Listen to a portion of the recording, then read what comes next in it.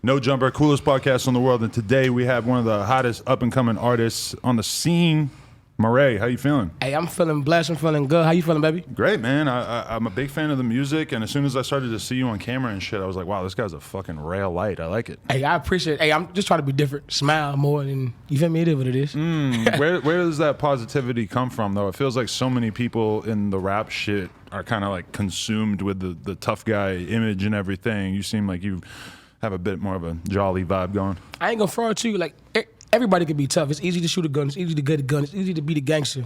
But it's easy to smile. I feel like that's hard now to be like, yo, I'm fucking happy. Nah, nigga, like I grew up in church, so I got hella love for everybody to begin with. So I love myself too, so I stay happy that way. I always smile because when you leave with respect, you get it back. Definitely. So do you think the church shit had a huge impact on you? And was it musical as well as just sort of social and cultural? I think like with the church, it'll help you deal with the good and the bad because it's supposed to be like super nice and sweet, but it's also brutally honest. And I think when you are 16, 15, and you sing in the choir, and somebody tell you, hey, that ain't your damn song, it's easy to be acclimated in the real world because that's how everybody is. Everybody think they have an opinion or they can give you an opinion. It's crazy because you'd think in a perfect world that you would have schools pushing kids to get into music, but was that your memory of being in school? Or is like, I know a lot of schools probably have almost no budget for like music class and shit. No, in school, I wanted to play sports and mess with the girls. So like, I wasn't really focused on music too much until like I got a little older and started realizing I got locked up and couldn't go to school. So I had to find something else to do. But while I was in school, it was just like girls and sports. I just want to play football. Right. Like real rap. Right. For sure. When did your football dream start to fade away? Like I was like 16. I got arrested. I ended up going to a place called Glen Mills, and I came out of it. I got my GED, and I was like, y'all trying to go back to school, and I forgot if you get a damn GED, you can't go get a high school diploma. Oh, you can't even get one. Okay. I didn't know. Like, and the stuff that I was doing in my city, they kind of like banned me from my district of schools, so I would have had to like move like super far, and I couldn't afford that, so I just said, fuck it, what else can I do? Why'd they ban you from all the schools in general? When I first moved to the city, like I got kicked out of the school, and they put me like in the trailers in the back of the school. Oh, okay. And then I got kicked out of those, and they created a school for other kids like me. And then like I got kicked out of that school. Right. So it's like, nigga, ain't no more chances for your ass, but we done gave you all the goddamn chances. It sounds like you kind of had like two lives, where you had like the clean cut version of your life where you're playing football and like going to school and shit, and then you're also like simultaneously just finding ways to get in trouble and shit. I was a follower. Like no kizzy. Like, bro, I was one of the biggest followers. I just want to be down. I just want to be cool. I just want to be that nigga. So I got myself in situations where I probably knew I shouldn't have been into, but fuck it, they doing it, so I'll do that shit. And it took me to like really be fucking up and be like, oh, I got nothing left but me, to realize like, let me just chill the fuck out and slow down. That's crazy because like there's so many kids who are followers, but they just will probably never realize or never be able to verbalize that, because that's like pretty much what happens as soon as you start going to school, is that you just sort of keep getting introduced to all these new ideas of like what you're supposed to be like, and then it becomes very hard, I think, for a kid who is unique to really like you have to be so strong-willed to not give in to the crowd. Yeah, and I wasn't. Like, and I understand that now. Like looking back on who I was definitely just trying to be accepted. I didn't really give a fuck about perception unless it was accepted. Right. And now I understand I'm 28, so I'm like, if you don't accept me by now, fuck you. Like, I want to be cool. I want to be nice. I want to be a good dude. I got kids, so like, we all can be gangsters. That's the easiest shit to do. Like, it's easy to sit across somebody and steal them or slap them or rob a nigga.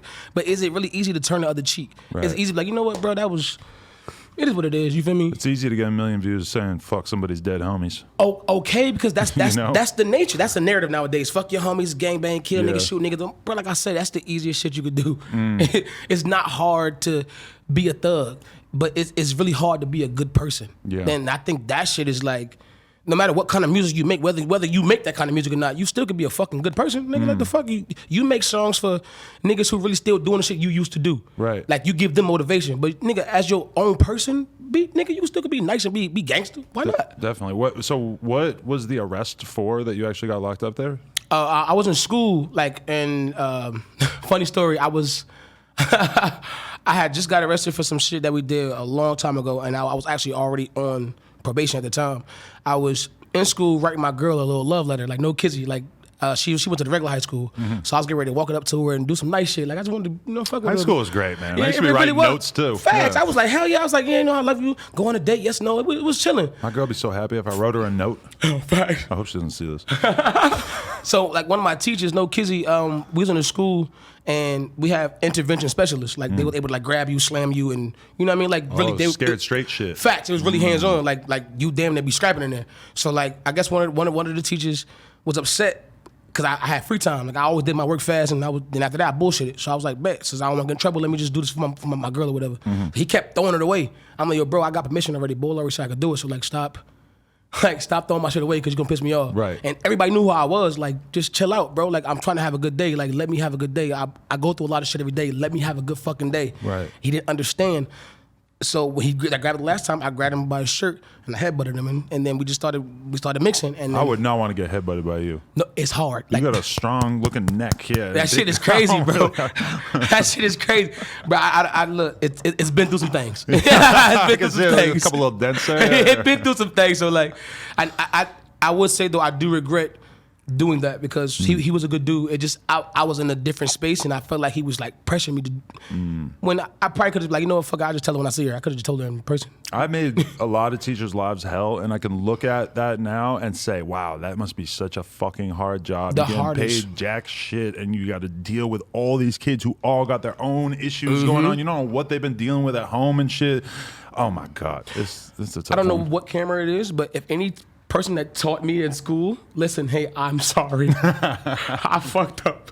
I wish you nothing but the best and success. If you write me, I will apologize to you like verbatim again. I don't care. Just sorry. We could organize that for sure. I'm No sure cap, they're sorry. probably watching.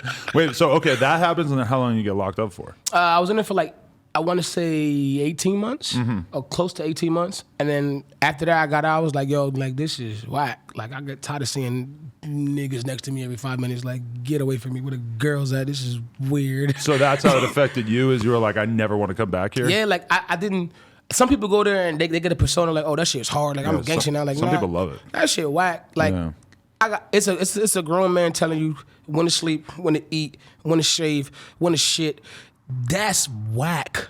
Like, stop telling me what the fuck to do when I can be free, be a good person, and still have a good life, and then I'm lit. Like, bro, you keep the bullshit. Like, a lot of niggas don't even be like that. Like, bro, we can just scrap. Right. Like, if you think about it, a lot of niggas who be like, I kill you. If we face to face, I'm like, bro, let's scrap. It's gonna be different. I'll kill your ass. Now let's scrap. Nigga, I'll blow your. Let's scrap. Right. Why you keep avoiding the fight part? But did you end up fighting a lot while you were locked Of course. up? Oh, Like okay. because my person, like I always been like, it's weird when you grow up being bullied, then you become the bully, and then you're trying to change. Because then like certain situations you'll be confused of who you want to be.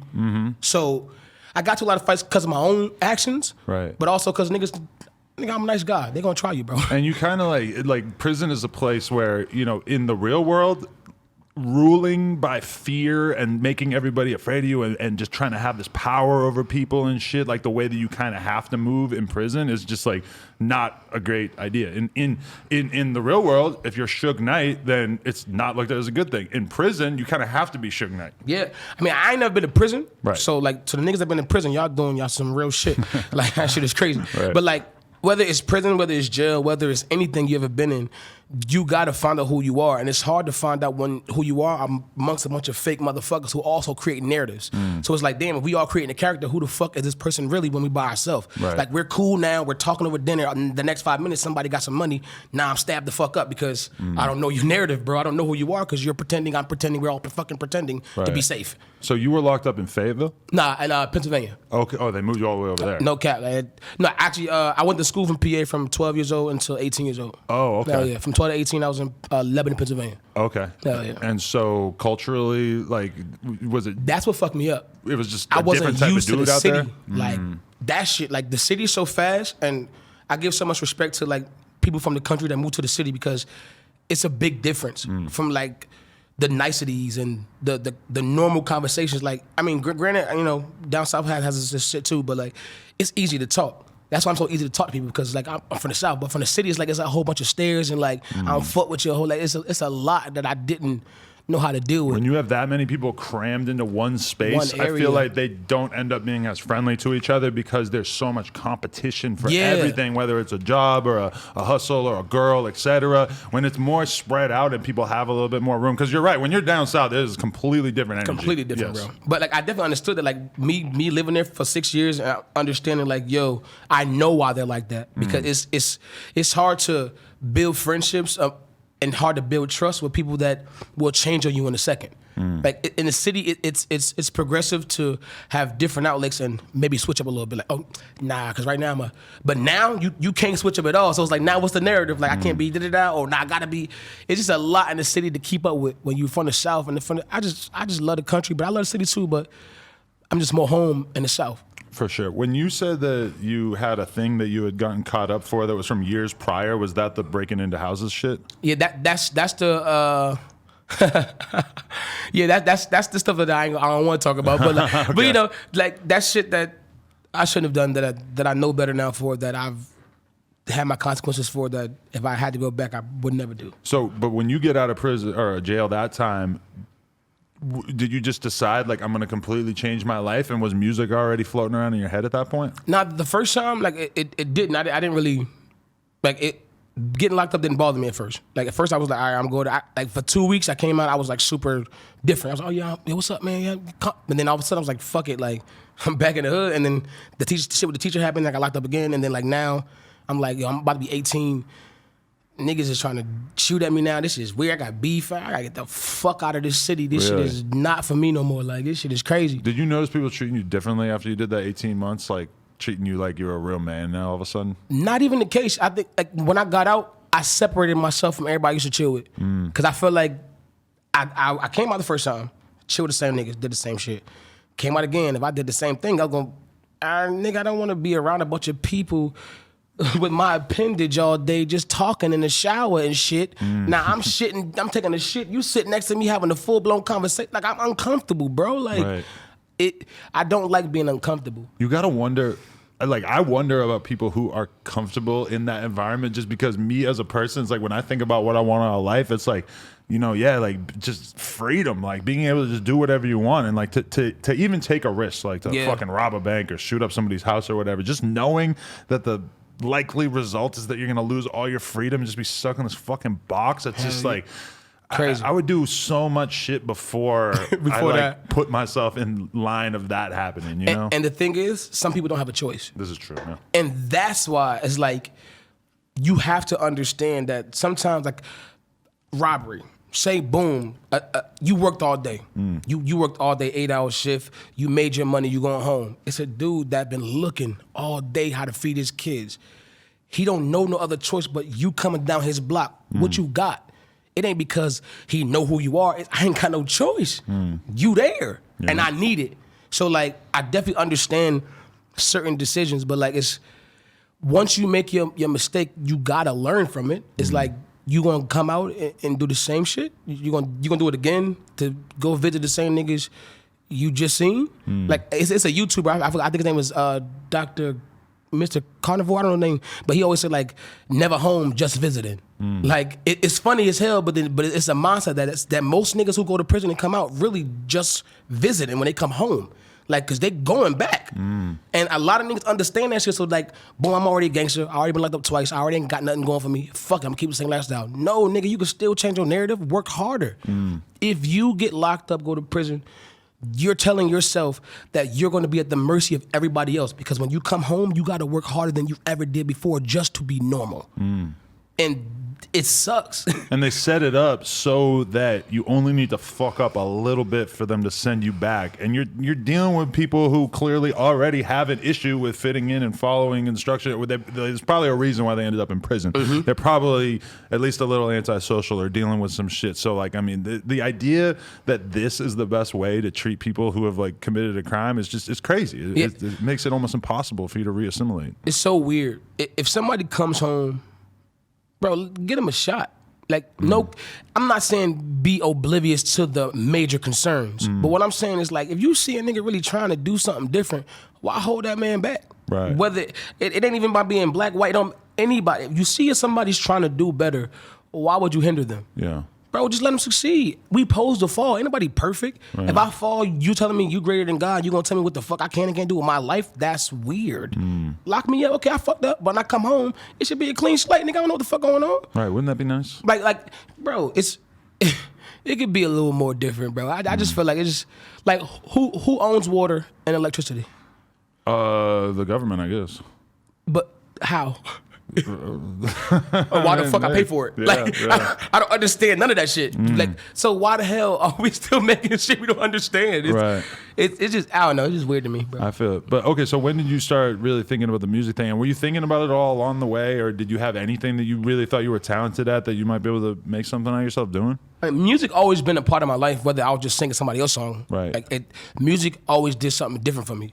But like I didn't understand what I can do in music until I got a little older. But like the last time I did, you know, my little situation, I was writing songs. I was singing a lot. And a lot of niggas didn't take that well. A lot of niggas was like, oh, you must be soft because we sing. I got to a lot of fights because I was singing a lot. Like, don't think because I sing, my nigga, I won't punch you in your shit. But was everybody around you just doing straight gangster shit? I mean, everybody around me was themselves, but singing was just, I'm locked up with niggas. Oh, yeah. So, and I'm a singer. You feel me? I'm not rapping with y'all. Nigga, I'm singing. They should appreciate that, though. I remember P&B Rock sitting on this podcast and telling me about how that song with Kodak that I love, that he was singing that in prison for years before he fucking got out and was able to actually record it and became a hit. Yeah.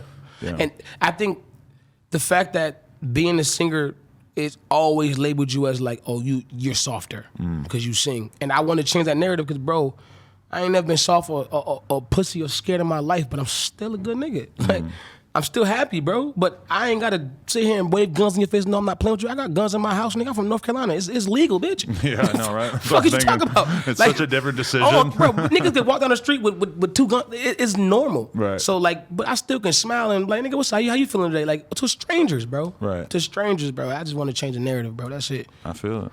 So you get out, though, and how do you actually start really pursuing the music thing? I didn't start pursuing the music until I moved back to North Carolina at 18. It took me a couple years to really get. I met my wife at 21, and then I was like, "Yo, I'm happy now with her. I'm stable now. I got a car. I got a house. Well, I got somewhere to stay. Let me try to follow my dream now." But it was hard because when you working like a job and getting $7.25 an hour, like you can't really have a crazy career. So it was like a bunch of years of me saving $40 to get an hour in studio time. Wow. And like, believe it or not, like me and my wife, when we first got started, we used to bump heads a lot about me going to the studio because I was spending money that she made. Like, no cap. Like, I wasn't shit, bro. Like, it took me a while to become the man I am today. Like, she took care of me. And that's why I will always be solid with her, because at the end of the day, what man gonna say that out loud? Like, my woman damn near raised me, bro. Like, no cap. And just for that, I'm a stay solid. And I like that you say that, because I feel the same exact way about my girl, where I look at my life now and I'm like, damn, you loved me when I was nothing. Bro. And that means a lot to me now. Broke. I'm talking about, bro, no kizzy. Like, I met, I tell you a funny story, and it's weird.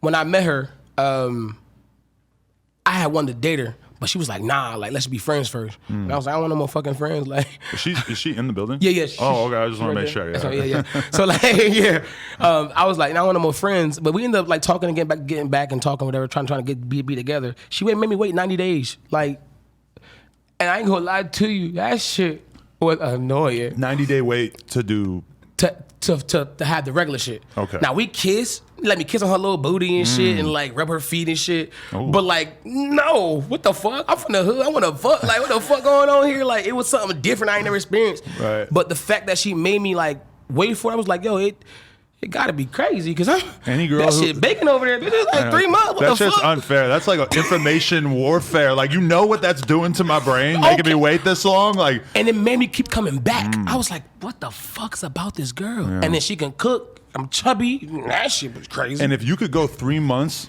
of hanging out just to fuck and then you dip out, you're a real savage. Like, you're a real killer. I don't trust you. You a gangster.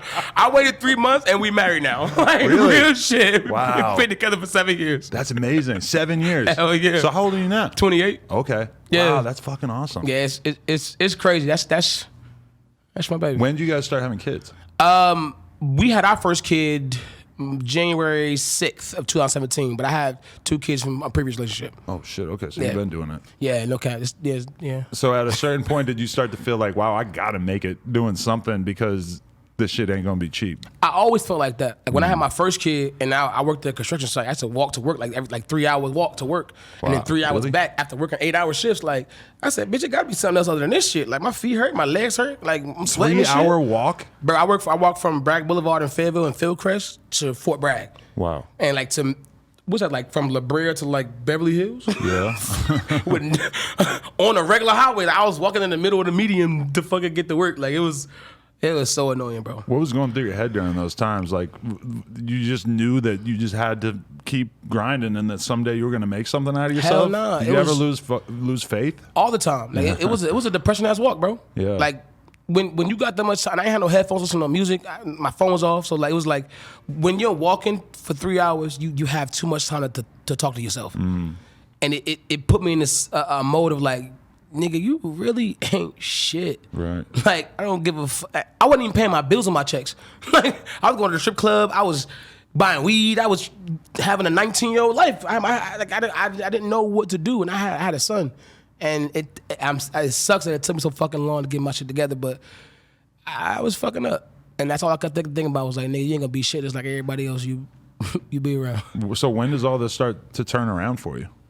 When I met my wife. Right. Like, no, when I met her, I got my first like good job at Smithfield. I was getting paid like $15 an hour, and like to me, from getting paid $7.25 to like $15, I said, bitch, I'm rich. Right. Like, ain't shit you could tell me. We was buying hella weed. I was smoking good. I said life is good. My kids, Christmases was crazy. Right. It was just super dope. And then like having somebody like that in your corner, even though I kept fucking up and I got fired a lot and smoking weed was a problem, but I still wanted to do more. And I just had to. But that's so good to hear, because that is the exact thing that when we have conversations about like how relationships should be, is it's like two people who are not really on shit should get together and try to make something out of themselves. You know, not a woman just demanding that a rich guy is going to come and rescue her or whatever. I mean, that shit is a fantasy. Like fucking two people who are willing to actually support each other and build something is like the most beautiful thing that you could do. And that's actually amazing to hear that it worked out so good for you. Bro, I love it, bro.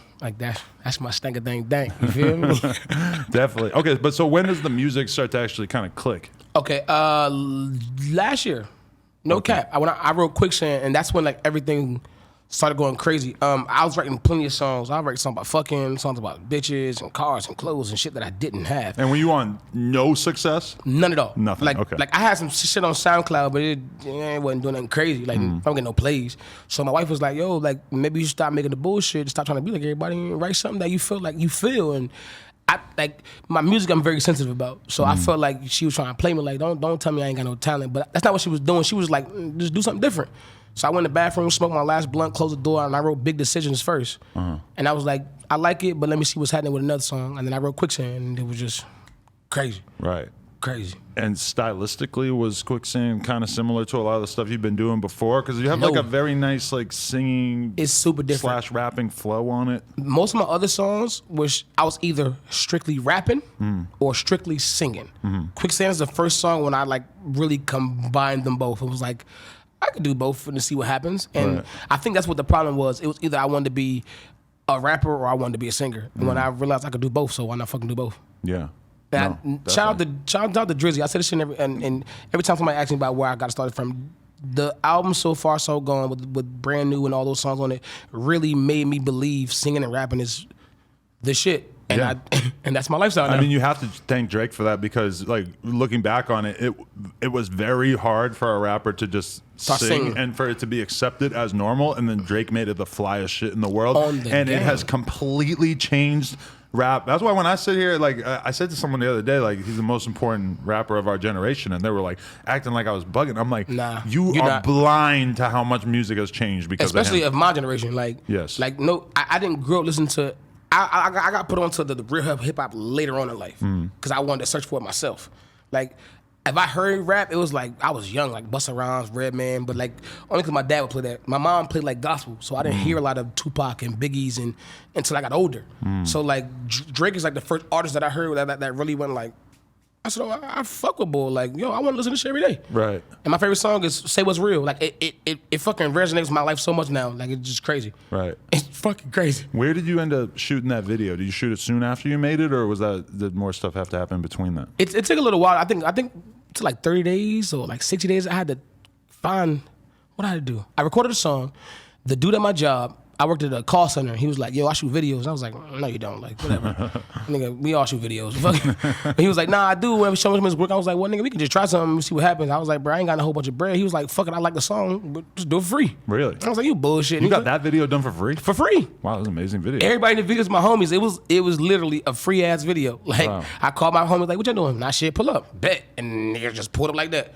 It was just like that, and then we start shooting. It's crazy because like everybody in the video is mad chill, rolling blunts and shit, and you are like maximum high energy, just swagging around that place. That was tight. That's my energy, bro. Like I like to dance, have a good time, and chill. Like my nigga Ant, he was going crazy. And that dude with no shirt off, he was like dancing. Okay. Right. My nigga Ant was lit, and I think that's why I kept being turned up. I was like, well, he turned up, shit, I'm turned up. Fuck it, we lit. But do you feel more comfortable being this version of yourself now rather than like when you were broke and like really struggling? I'm sure that kind of saps some of the energy out of you at times, right? Nah. No. I always made somebody laugh, even when I felt like I had nothing to fucking laugh about. Right. Because in a way, I kind of care about other people's feelings more than my own, because I know what it is to be sad, and I don't want nobody to feel like shit. So like, if I'm in the room with a bunch of niggas who upset, like I'm probably gonna start doing some weird shit, like dancing or some shit, or like saying a joke, or like ragging on somebody else, or like pull a picture like this nigga ugly as hell. What you talking about? just to get that right there, like, Yeah, you yeah. crazy. And then okay, maybe your day might be a little bit better because I just did that shit. You could definitely like open up a room if you start just being willing to be funny, just talking about some random shit. You know, sometimes I feel like with the internet, people have forgotten how to just be in a room with a bunch of random people and just start talking about shit. No, all it is now, even Kickback's party is this. Oh my God, it's the worst. Like, start Snapchatting, ha we lit, ha. If I want to be on my phone, I just like if I'm at a party and I want to be on my phone, I probably should not be at that party. At all. When you step into a party with your friends, the phone, you ain't even supposed to be worried about your phone unless you got kids. You got to check on them. Like, oh, you did good? All right, bet. Nah, fuck you. Hey, give me the drink. You supposed to be having a good time. Right. You're not supposed to be sitting here worried about your Instagram followers when you at a party with your homies. Right. Enjoy your life. Especially, I think COVID has kind of made me realize that is like, the time you spend with other people is pretty valuable. You should really make the most out of it. And there's just certain times where, like, you know, you can look at your phone literally all day. If you're at dinner with your friends, looking at your phone basically means you're a fucking weirdo, because that's just not like, enjoy your time with other people. It's kind of a foreign concept these days. It really is, because if I'm at dinner with my friends, who the fuck am I texting? Exactly. I've chosen to be with these people. They're here, I thought. Yeah. Never mind, wrong motherfuckers. Because like, just if you're looking at Twitter or Instagram when you're around some of your friends, you're basically saying that, yes, I'm with my friends, but I would way rather be paying attention to Kylie Jenner. Facts. Honestly, like, unless you're like scrolling and you like showing people, like, you could be on your phone, but get them involved. Like, yo, this fucking TikTok is fire. For or like, sure, yeah. or whatever. But like, bro, but some people just introverts, and they'd rather be on their phone than have a conversation. Definitely. So, okay, that song, what do you do with it? Like, how does it, you start work? Did you realize like, whoa, this song is way better than every other song I ever made? Nah, I thought it was just good. So I put it out. I put it out like March. Mo called me like April and was like, bro, I heard your song. I found you through your director.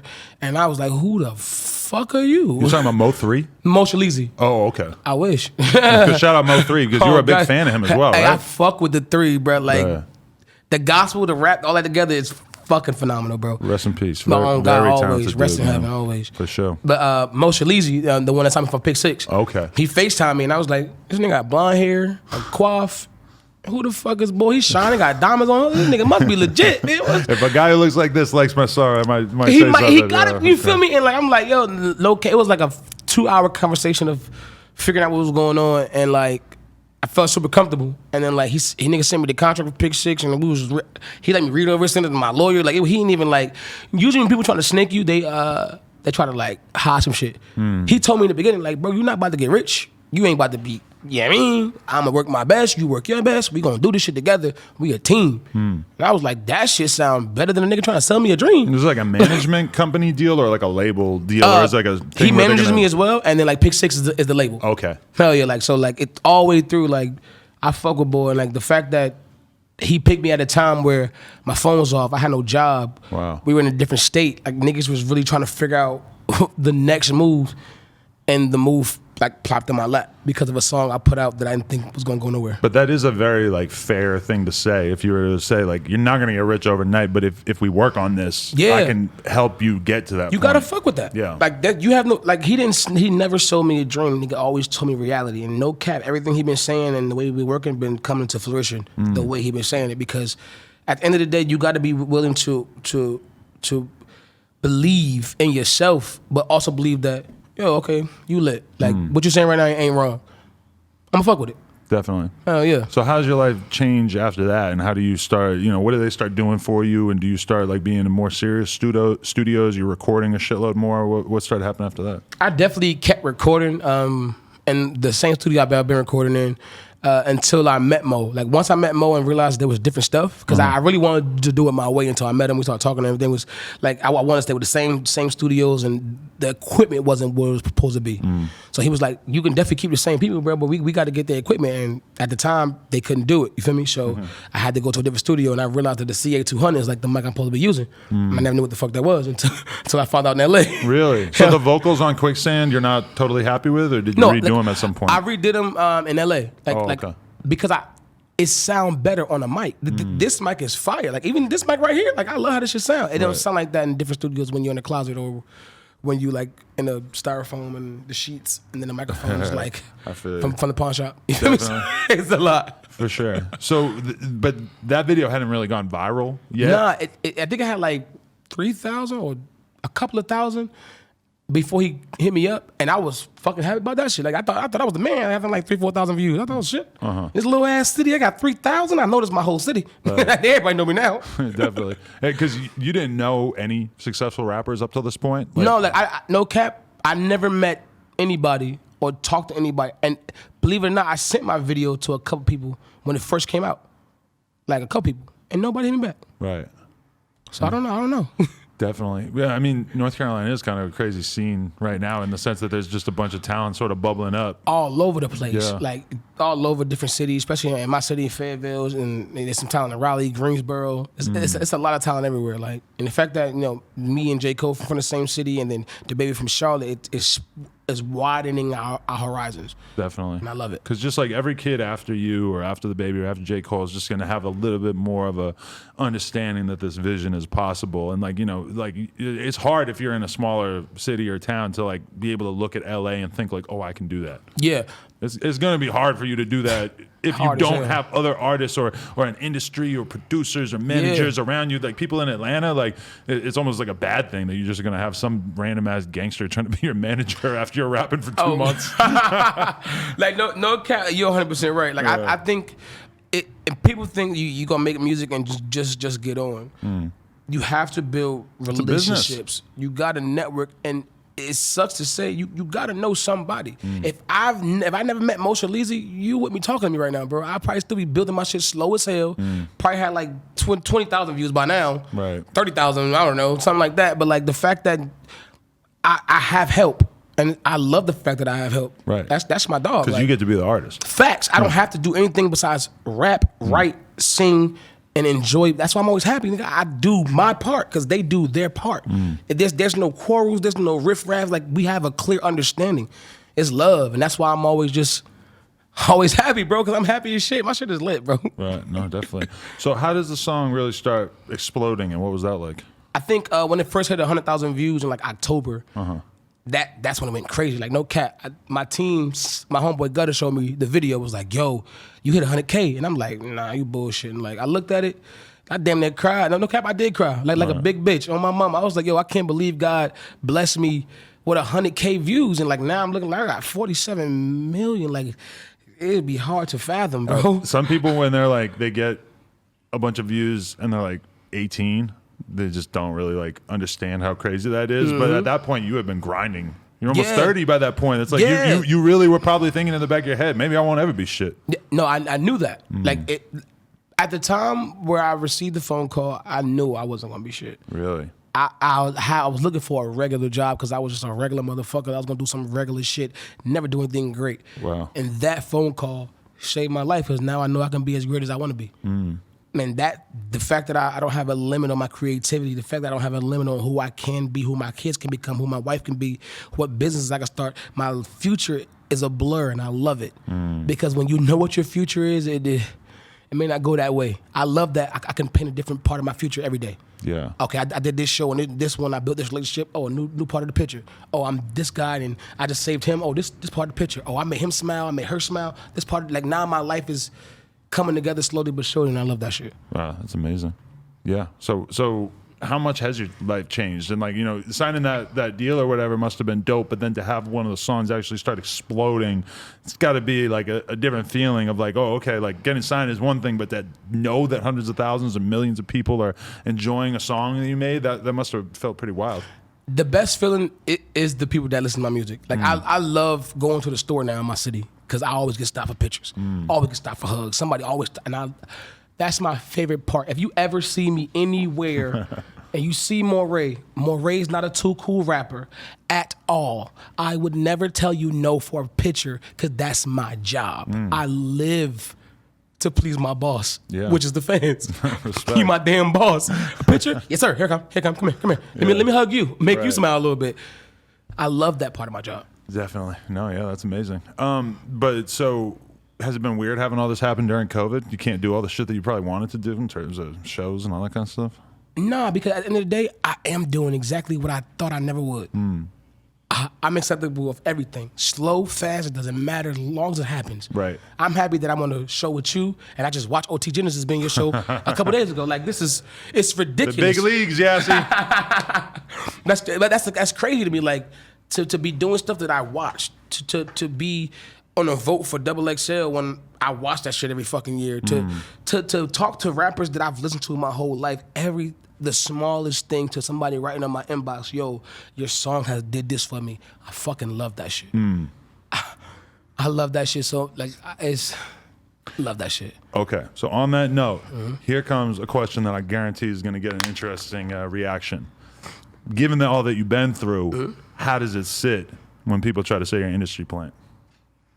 I think we talk about academics, of course. He's one. I saw another YouTube video That's as well. the one I seen is him. Right. So I would say this, he's doing his job. Right. So my job is to prove him wrong. The fact that you think I'm an industry, I would love to meet him, have a conversation, explain why do you think I am. Right. And I explain to him why I'm not. It seemed like his explanation was mostly like, a song could never do these kind of numbers on YouTube or Spotify as an artist's first song or right out the gate, which is you probably had stuff before that, but then you kind of clean up the YouTube. Of course. Yeah. But I mean, honestly, it's baffling to me too. So I definitely understand where he's coming from. Oh shit, this is weird. Yes, sir. But is it happening? Most definitely. Right. It's reality, bro. Like, if you came to my house, academics, industry plant would be the last thing on your mind. Right. I live in the same fucking crib when I started this shit. I think you guys would get along. But I think it would too. You drink Henny? I don't, but I'm a smoker, okay. So I'm lit. He's not gonna like that. You might get along better with me, actually. We get along now. No matter. Roll up. Oh God! Hey, you already said fucking time. But yeah, I mean that is a weird thing because now, I mean, there are a lot of artists who basically kind of are industry planted into the game. But I mean, as soon as I heard that song, I was like, well, I mean, I'm sure the label's helping him and stuff, but this song's a banger. Like that song is going to be a hit regardless. I think once people found out about it. But what is a label supposed to do? The label's supposed to get you looks. They're supposed to get you on playlists. They're supposed to help promote your project or your videos, whatever. I mean, it seems like sometimes people throw people in the industry plant box a little loosely. I never heard of industry plant until like somebody called me one. I'm like, okay, industry plant. Like, what the fuck is that? If somebody's helping you to your goal, that means you were planted. Okay, so if someone's not helping me and I don't make it, what does that mean? So you want me to not help myself just to make you feel better? Moshe Leezy is dope as fuck. He found a young nigga who ain't half shit and made me who the fuck I am today. I don't care what nobody else got to say. You can call me whatever you call me. Just call me genuine. That's it. That. You ain't got to call me nothing else. Just when everybody meet me, my last day on earth, I just want you to be like, yo, Morray, a solid nigga. But it's pretty interesting that you had never even heard of that term, so you didn't even anticipate that was going to be the kind of smear that people would throw at you. Whereas someone like me, who was like perpetually online my whole life, I definitely like the first thing that comes out of my mind when I watch a video like that seems like it has a decent amount of views or whatever, it comes up very quickly in my head. It's like, who's behind this? Who's making this happen? Who's pulling these strings? I definitely don't. Like, no cap, bro. The reason why I don't, Energy Plant is just weird to me because I sit in my house that I've been living in for the last 2 years. Before that, the house I was living in was fucking the worst.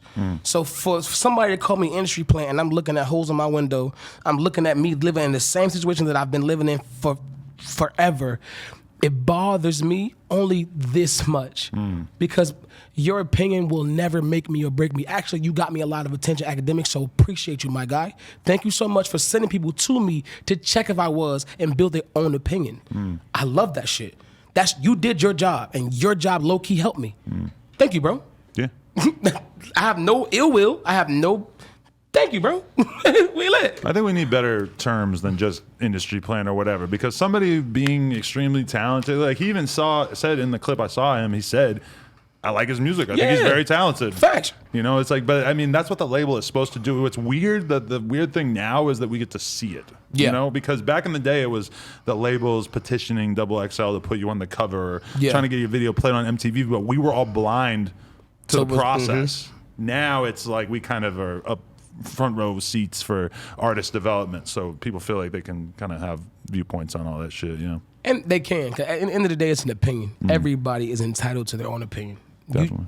You shouldn't be mad at someone because they felt a certain way about something that they've seen. He's seen me have a video. He's seen it hit a lot of views. It's weird to him. He got to be Industry Plant. Something's up with this guy. But it's interesting because then now you've had all these crazy cosigns and shit, and it's kind of easy. Once you throw that Industry Plant term out there, people start to see everything as evidence, the Industry Plant thing. Like, of course, J. Cole must have got the Cash App for shouting this guy out. But I mean, you're from the same city as him. It just makes sense. We don't have any evidence of you guys being signed to the same label or having anything in common, really, right? Besides being from the same place. We're not signed to this. Like, I'm not Dreamville. Right. J. Cole is just like one of the coolest people you ever meet. Like, if people talk to J. Cole, like he's a humble ass, realistic dude. He's not gonna give it to you no way besides the truth. And the fact that he took his time out to write, amazing. When he never says anything about anything bro. ever. I thought somebody was pranking me, bro. I said, ain't no fucking way, J. Cole. He from my city. Right.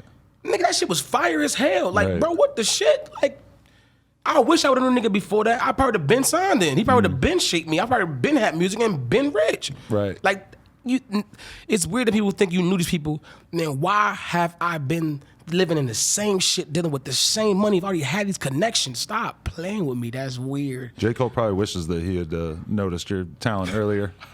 Nah, he got enough time for his own. He lit. This is true. He lit. You don't need Morray. But J. Cole to me is like the definition of who I want to. I mean, like there's a lot of difference between us, but a certain part of his personality is like what I want, which is he came to my store. One dude that was his manager, not a fucking security guard or whatever. He's dressed in totally normal ass Nike Tech outfit, whatever. He's got sneakers on.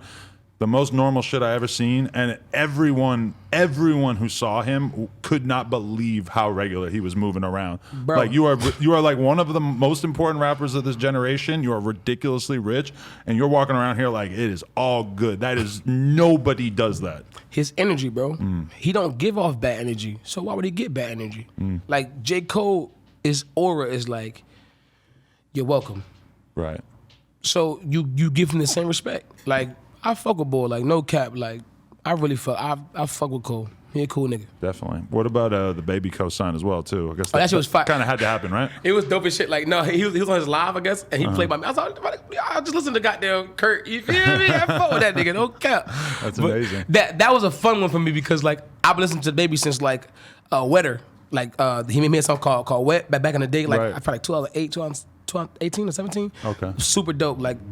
I fuck with the Baby. I listen to his music a lot though. No kizzy. Right. Hell yeah. He's super talented too, and those dudes both. When you really like I haven't spoken. Well, I guess I speak to the Baby from time to time, but they're like the nicest, most friendliest, approachable. I mean, obviously the Baby is kind of tough being the Baby right now. There's a little bit too much energy at times, but I think with the Baby is the shit that I say. Like he a cool nigga, but like don't try the nigga. You feel me? Like he gon'.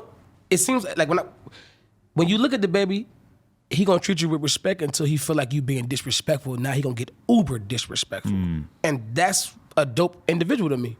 If I'm giving you respect, you giving me respect, we're lit. I mean, that's a guy who has seen the effects of having random ass negative energy from people in person. Like, this is not like a guy who just fucking left the house for the first time. Like, he's been living this life. Like, he fucking knows exactly. And when you see him now and you see him surrounded by this army of security and they're moving super fast between shit, I mean, it's self-preservation at a certain point. He's a lick waiting to happen, and he knows it. That nigga probably got like $1 million on his neck. So I would you walk around with $1 million on your neck by yourself? Hell no. Hey, especially not in the hood. You niggas different. You need an army for sure. On the game. Okay, last one though. What about the JayZ playlist edition? That must have been trippy. No, that was crazy. When you have somebody like JayZ who's a mogul, who's a legend, who's an OG, who don't gotta look at you at all, like literally insignificant to him. Like, you just heard how we just talked about J. Cole and the Baby. I mean, JayZ is